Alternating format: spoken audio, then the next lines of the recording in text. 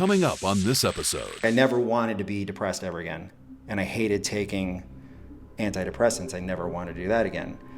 So as soon as I was able to get off, I'm like, okay, what do I need to do to never have to do that again? It really came down to going to a mental health professional.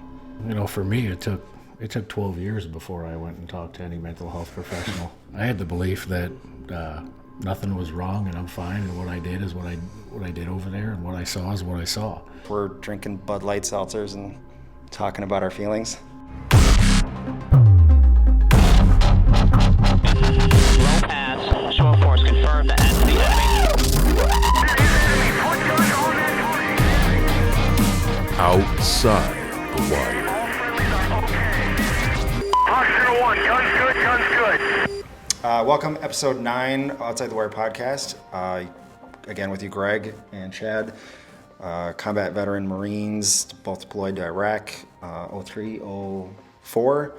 And we're just kind of continuing on our topics of talking about combat stress, PTSD, things that combat veterans experience, and what you do, what we've learned, what other people have learned, the mistakes that we've made, and just the experiences that we share, so that we're telling our stories so that hopefully our viewers and listeners can relate and hopefully learn from some of our mistakes or learn from some of our progress. And today we wanted to talk about that point where we believe, when is it the right time to ask for help? And asking for help can mean finding a counselor, going to the VA, reaching out to someone that knows you, and you can start sharing some of the thoughts and feelings that you're having. And we each kind of have our own experiences. And one of the roadblocks that we want to talk about is, or several roadblocks, would be reasons why you wouldn't ask for help. And the first one we came up with would be you get out of the Marine Corps or military, and you don't want to shoot yourself in the foot for your next career opportunity. So employment would be the first roadblock. And Chad, being a lieutenant in the police department, has a very firsthand experience with that and can kind of talk through what you've seen or what you believe. You know, when you have something happen in your life in the service, something traumatic, remember we talked about our life isn't normal when we go in, right? And especially going into combat, you see things that you'll never get to unsee. And when is it a good time? When do you think it is a good time to go talk to someone? Is it something you do right when you get out? Is it something that you do when you start having feelings of, post-traumatic stress really starts to kick in, suicidal thoughts, things like that, right? When is it good? And like for me, I think it's good. Just you should right when you get out. If you've seen anything after any traumatic deal, you should seek professional help. Right. To talk to somebody. The faster you do it, the better. Like, Yep. The way I look at it is, you can treat an emergency Yep. when you're bleeding out and it's gone so far that, like, you could call the fire department when your house is basically burned to the ground, or the minute you see smoke, you call for help. Right. And in my opinion, the faster or the sooner that you seek some sort of professional guidance, the better. You're going to you catch it before you became catastrophic, basically. Yeah, it's not a way to look at it is you get injured, right? You're bleeding out, but you get temporarily Band-Aid to go into the hospital, and then you have to have a surgery. You're not just going to sit there and go, I'm fine, and everything's good as if your arm's missing or you hit like an artery, right? Because you don't want to die. Right. So, it becomes a real question. What is it? I think some things that get in the way are your pride, right? Your own pride. I'm fine. this stuff is what I've been taught to do. This is how I am, right? And there's no shame in going to talk to somebody. It can be private. You don't need to announce it. You don't need to run around being like, seeking help.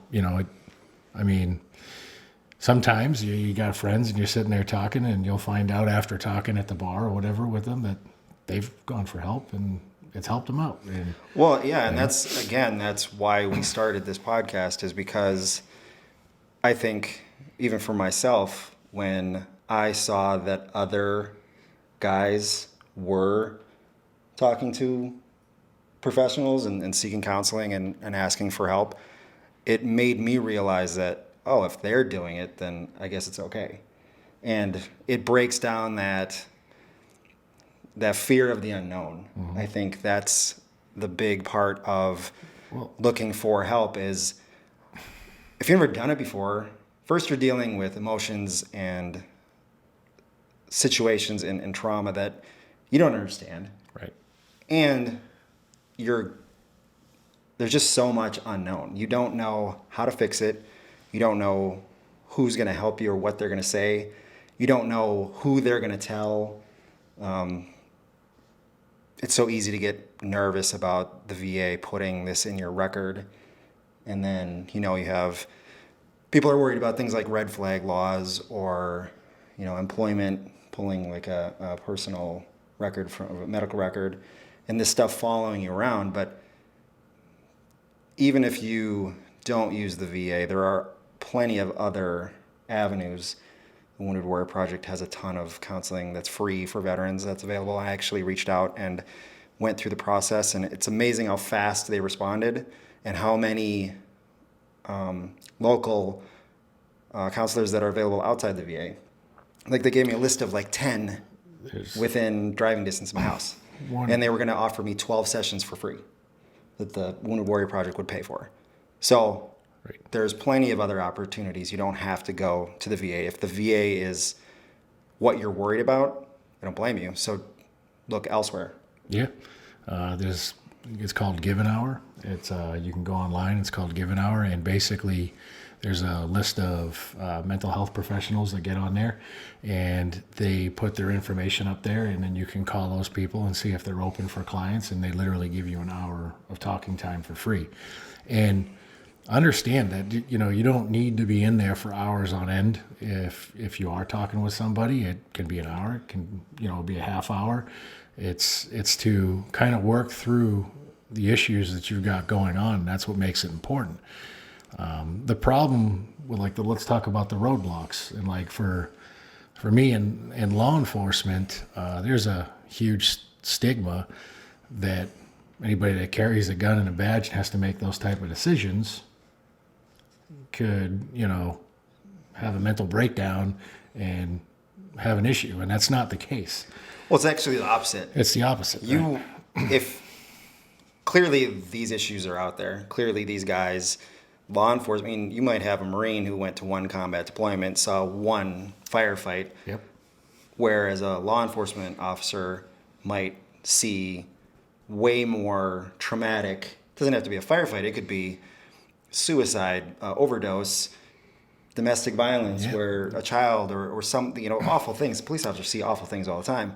And if you just expect them to be able to handle that stuff without education and support, you're doing them a great disservice. So, and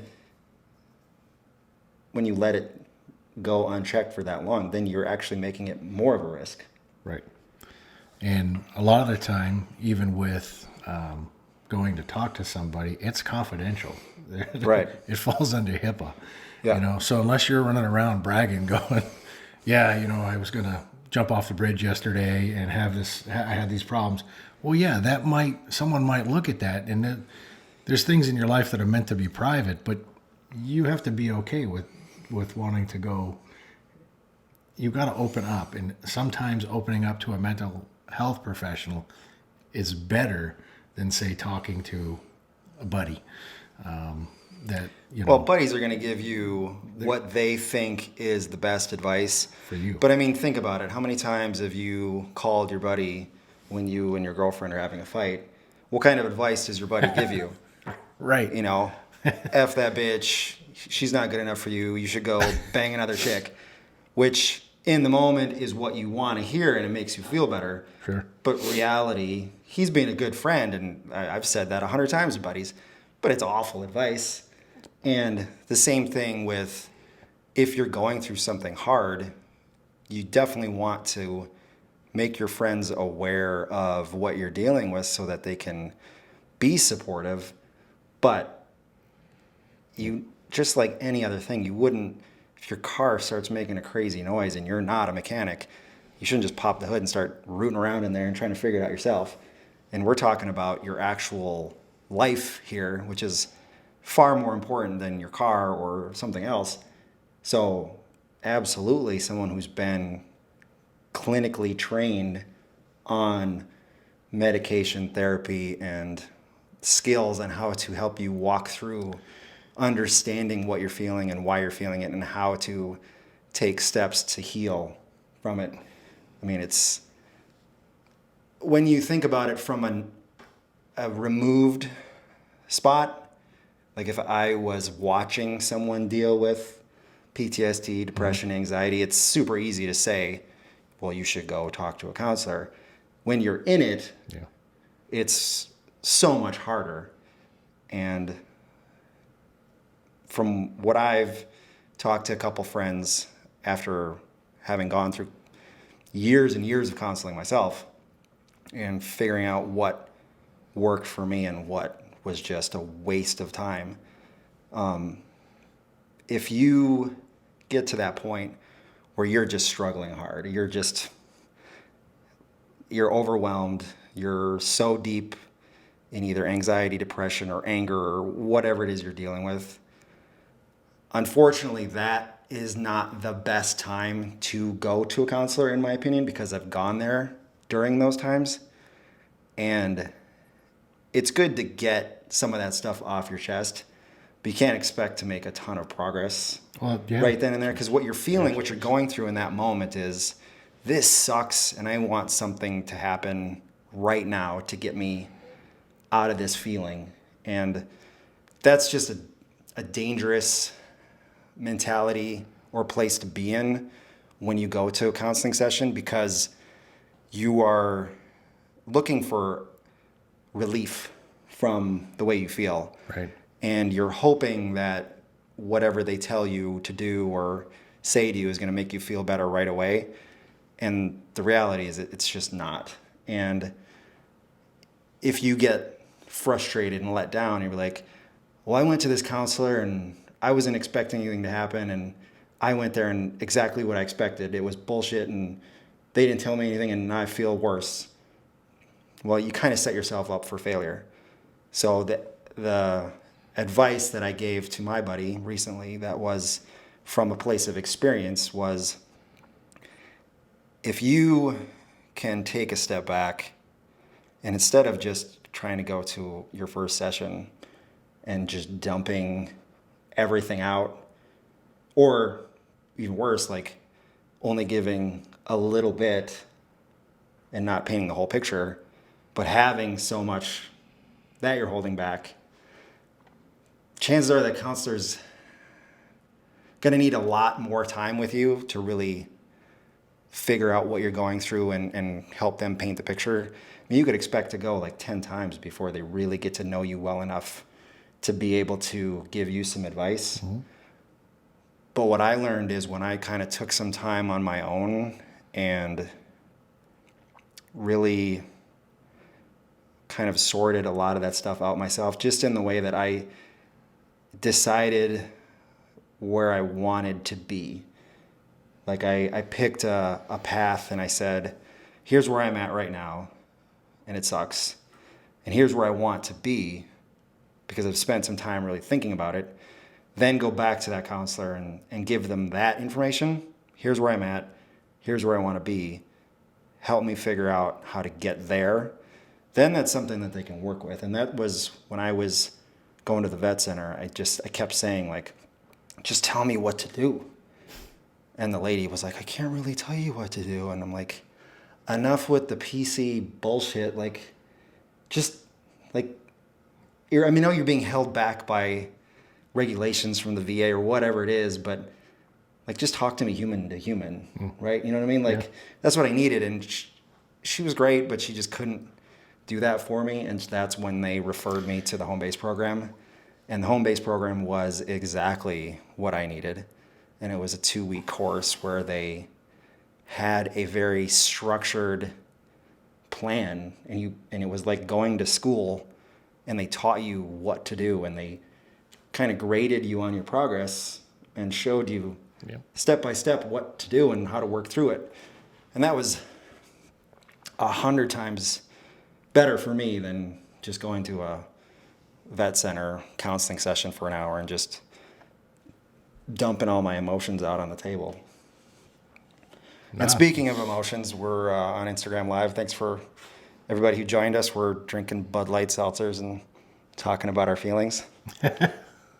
But just to back up, understand though, the people that, like, if you go talk to a mental health professional, one that might not work for you.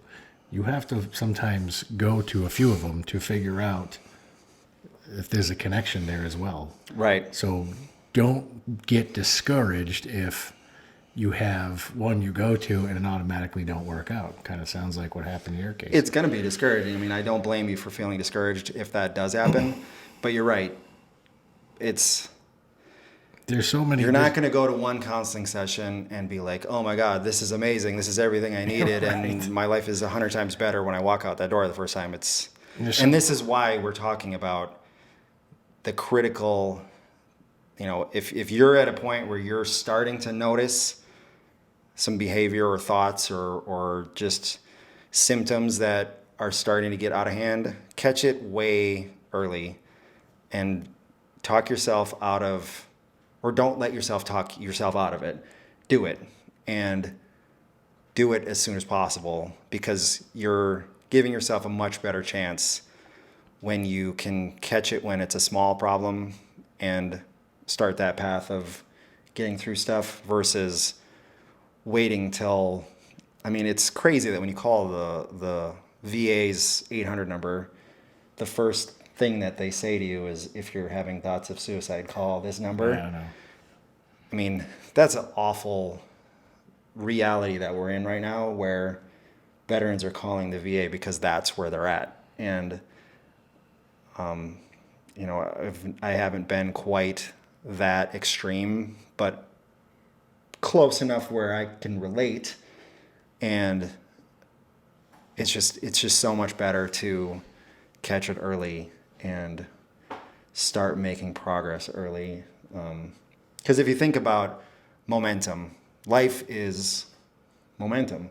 You're either moving forward or you're sliding backwards. You're never in the same spot always. You don't ever stay. You're either getting better at something, or you're getting older and getting slower, you know what I mean? Or you're learning something new, or you're not learning something new, and technology and society and culture and all that stuff is passing you by.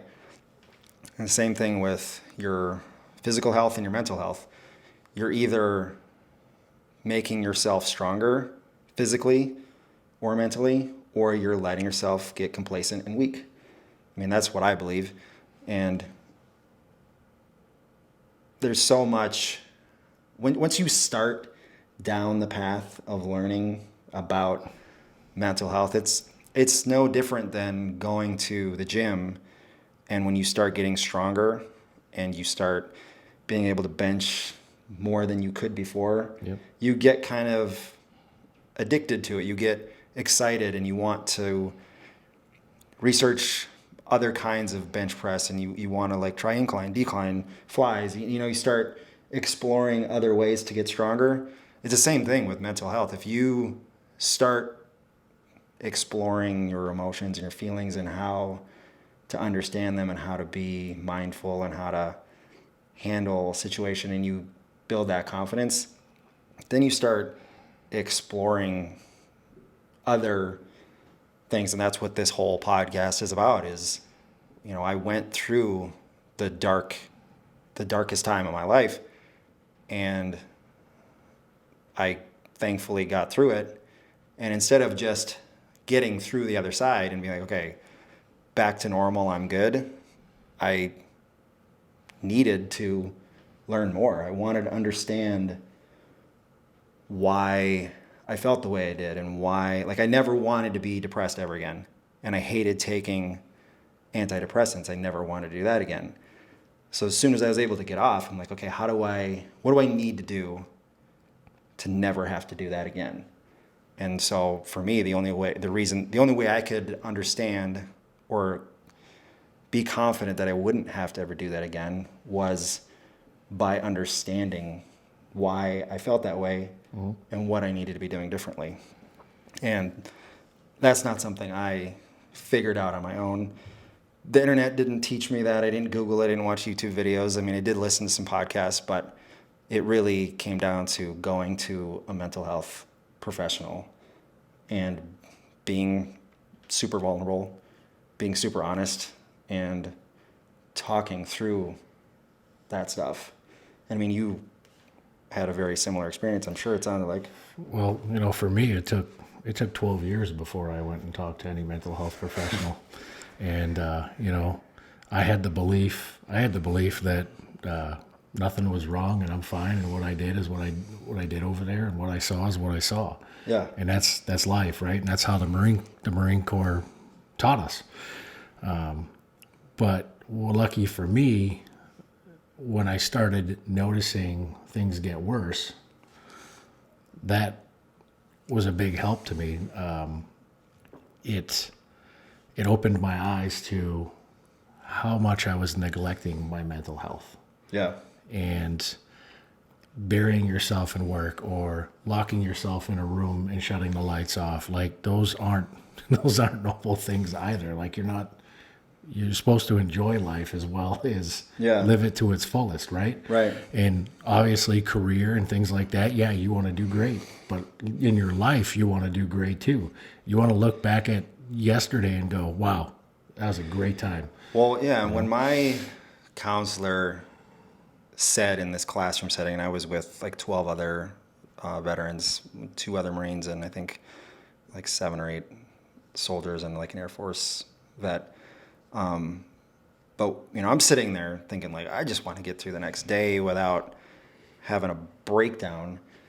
And he's talking about living a life that's fulfilling and worth, has purpose and excitement and pleasure. And I'm thinking like, I am so far from that. Sure. But when he described it, I'm like, yeah, what am I talking about? I don't want to just be day to day getting by. Like, fuck that. Right. I want to live a real life. I want to live a happy. I didn't even realize until like my brother mentioned it one time, and he's like, dude, you like don't smile or laugh ever. And I was like, and it just made me mad when he said it. But when I'm glad that he did say it, it took some, balls on his part to be that real and honest with me. And I'm glad he was, because it opened my eyes, and I was so in it day to day, just being a miserable person, that I didn't even realize that I wasn't enjoying life anymore. And then when I stopped and thought about it, I'm like, I don't do any of the hobbies that I used to enjoy. I don't call my friends and hang out. I don't really like have a great relationship with my wife like I should. I don't engage and spend time with my kids like I want to. And I'm like, what kind of bullshit life is that?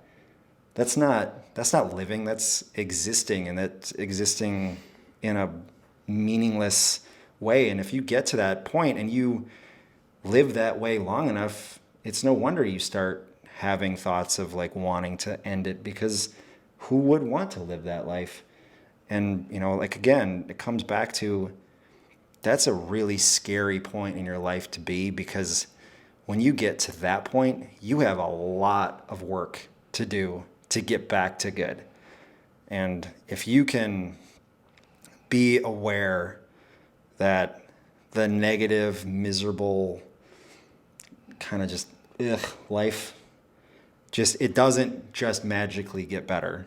It's not like that's what I was living. I was living waiting for something to happen to me to make it better. Life goes through ups and downs all the time. And if you're thinking that life is going to be perfect every single day of your entire existence and everything is cupcakes and, ice cream, it's not.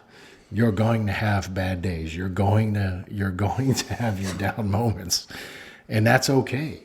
It's being able to recognize that you're having a down moment and then being able to deal with that. Yeah.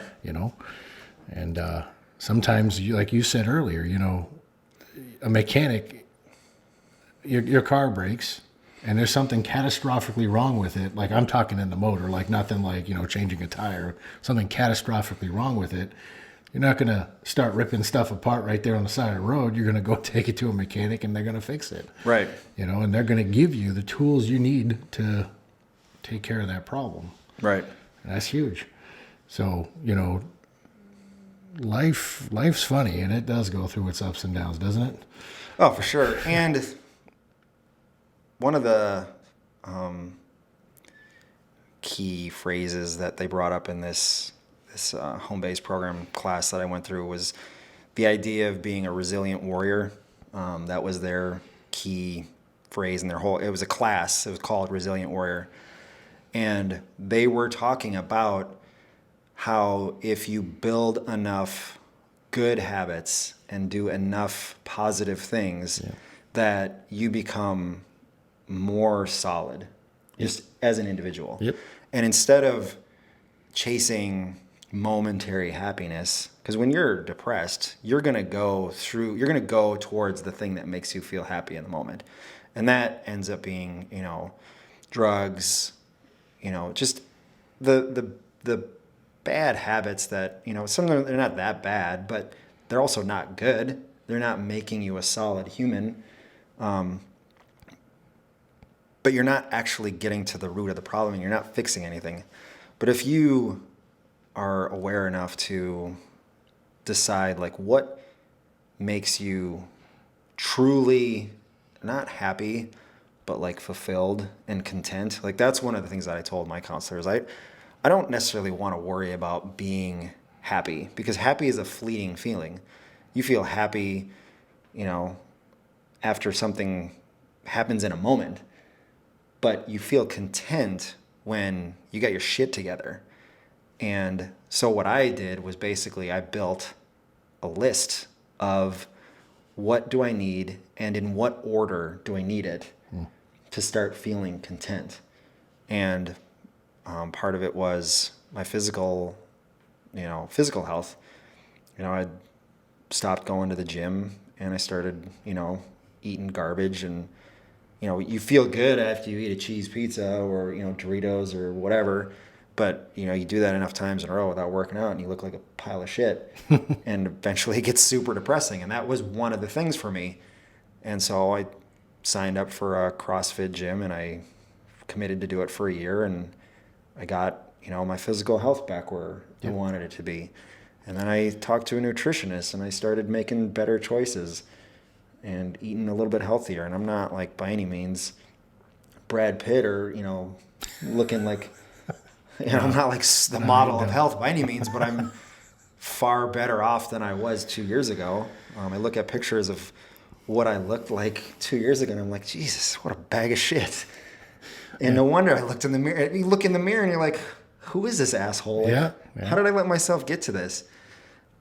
It's you just keep building on. So like I felt like I built the habit of going to the gym regularly. I got that one nailed down. That's a pretty easy one. Physical fitness is an easy one you can do.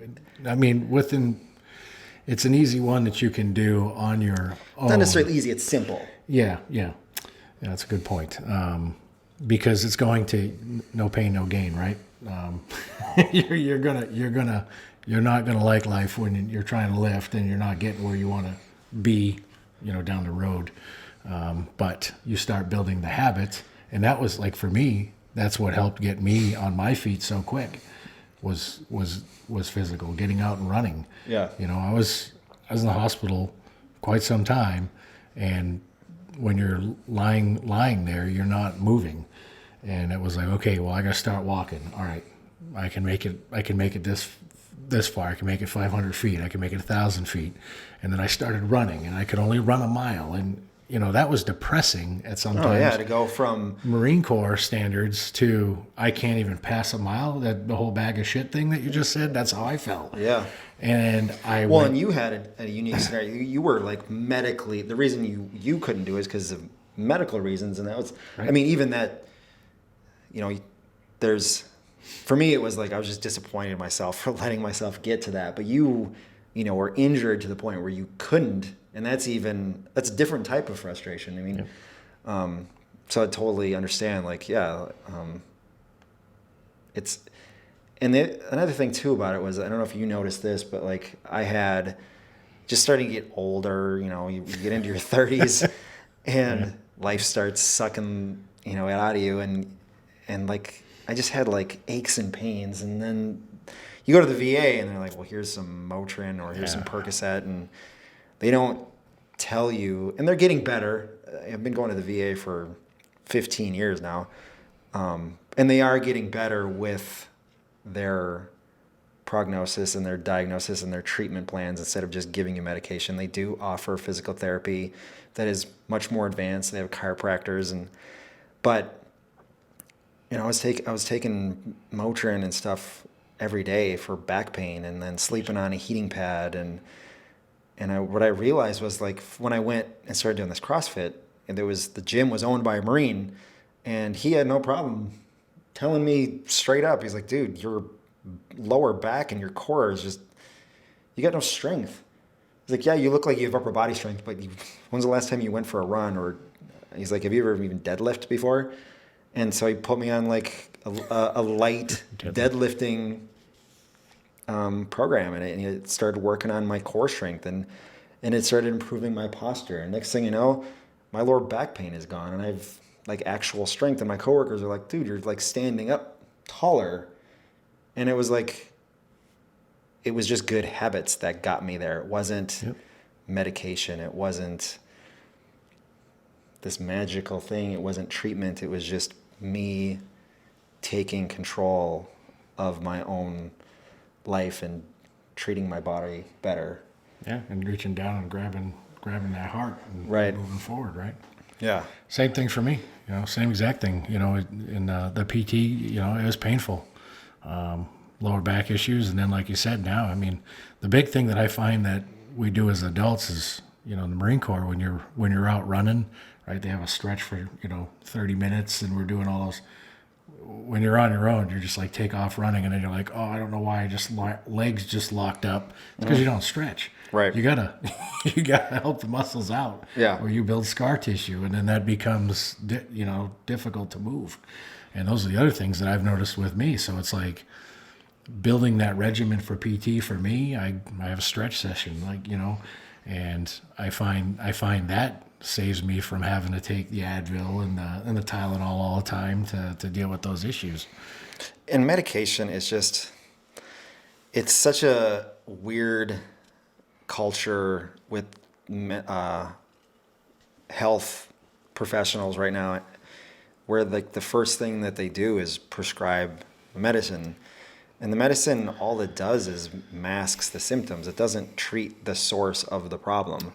And it does in certain things, but like I'm talking like mental health and like physical, this kind of stuff that we're talking about. And I remember having back pain and neck pain. I got hit pretty hard on an IED, and it caused some vertebrae, misalignment, and I have to go to a chiropractor to keep me from locking up. But they stopped prescribing me Percocet and started just prescribing me antidepressants. But they didn't tell me that that's what they're doing. So I come home thinking I have a new kind of non-opioid pain medicine. And so my wife, I don't read the label. I'm like, the doctor told me to take it, so I'm going to take it. My wife's like, what are you doing? Let me see this. And she's like, why did they give you an antidepressant? Did you tell them you were depressed? I was like, no, I told them that my back hurt. And then she gets all mad. She calls the VA, and she's yelling at them. But it was, I guess the moral of that story is your personal health and well-being is your own responsibility. And I was doing a poor job of paying attention to or taking ownership of that. Yep. And allowing, I mean, doctors are professionals, but they're humans. And humans make mistakes, and humans have moments of lapse of judgment or laziness, or they just don't really give a shit. I mean, the sad truth about it is some of the doctors don't. They show up to work and mail it in just like the rest of us some days. And if you happen to be the patient of the day that gets shafted because the doctor's not doing his job, I mean, yeah, that's on the doctor, but it's also who's the one that suffers at the end. You do. And if you take the initiative to be aware of your own physical and mental well-being, you know, it should have been up to me. Thank God my wife read the label, but it should have been up to me right away to question the doctor and say, like, hey, what are you making me swallow? You know what I mean? That's crazy. But we got that figured out, and I don't have to take any medication anymore, which is awesome. That's good. Yeah. That's really It good. feels great, and I hope to keep it that way. Absolutely. So we had one more roadblock, fear of being labeled. I don't know if you want to hit on that one at all. Well, you know, the fear of being labeled, right? Just like I told you, kind of like go back into certain types of jobs, being security, law enforcement, firemen, any like first responder, right? But there's also that fear of being labeled. We come out of the military and people automatically think that all we did was shoot people and eat unborn children. Like that's what some people feel, and that's insane. I only did that once. They didn't taste good. That's insane. You know, so to come out and then go, oh God, I got, you know, I need to go talk to a mental health professional. I got post-traumatic stress, or I got these issues going on. You don't want to do that. And I know a lot of people that, you know, didn't want to say anything. And that's kind of the older regime too, right? Where you didn't talk about it. You know, I had enough. Well, yeah, you don't talk about it, because it's a form of weakness. If you're going to be out there hard charging and lead slinging, the last thing that they want to send somebody out is somebody who has any kind of weaknesses when it comes to emotions. Like, they're not going to send a conscientious objector out to give a machine, you know, that kind of stuff. But it's just, the problem is it's just grouped together. Right. It's not separated as what it actually is. Right. And another thing too is, I think a lot of, you know, you label people. One of the labels that I've heard and felt is you don't want to admit to being broken. You know what I mean? You don't want to say like, well, something's wrong with me. Well, there's not anything wrong with you. You were designed or created or evolved, however you want to believe it, to behave that way. It's unnatural to go into combat and see something traumatic like, you know, having to shoot someone or getting shot or seeing dead bodies. Like, that's not a natural, normal day-to-day thing to see. And if you're not prepared to see that, it's going to affect you. And it's natural. I would be nervous if that didn't take a toll on you a little bit, because But there's no training for that. Even when we're getting trained, I understand we're trained to shut the switch off and move forward and handle an objective.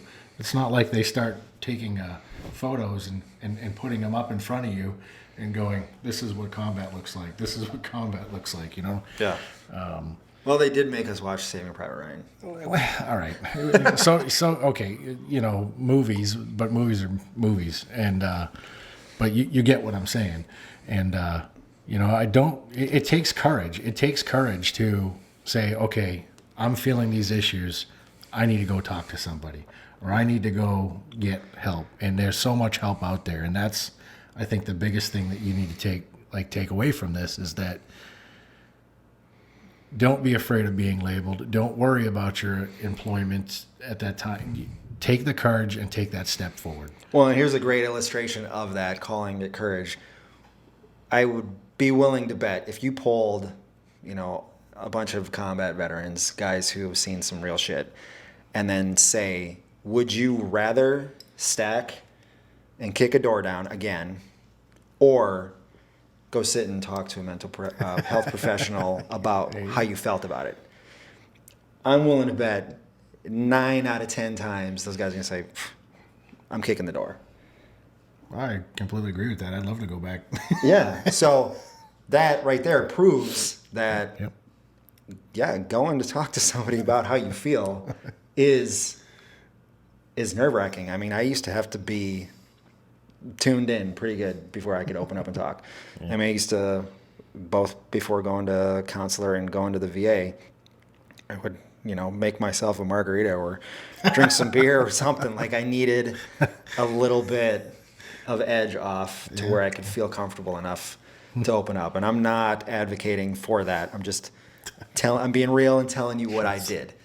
And I can be honest with you too, and those sessions weren't really that great. It wasn't. They probably saw right through it too. I'm sure they did. I'm not the most tactful, secretive when I'm drinking, but yeah, it's super important. There's plenty of people that have done both. They've relied on their own cognizance to get through, and then there's guys who have asked for help. And I'd be willing to bet that the guys who've asked for help and have found good help have a much better track record of feeling better, living a more fulfilling, good life than the guys who have relied on their own cognizance basically to get through the shit. Yeah, I those again, don't be afraid to talk to somebody. Step up. There's so many things out there. But we'll see you next time. Semper Fi. Yeah. And if you are afraid, that's okay. It's natural to be nervous. You're not the only one who was scared or felt afraid. But man up and do it. Semper Fi, out.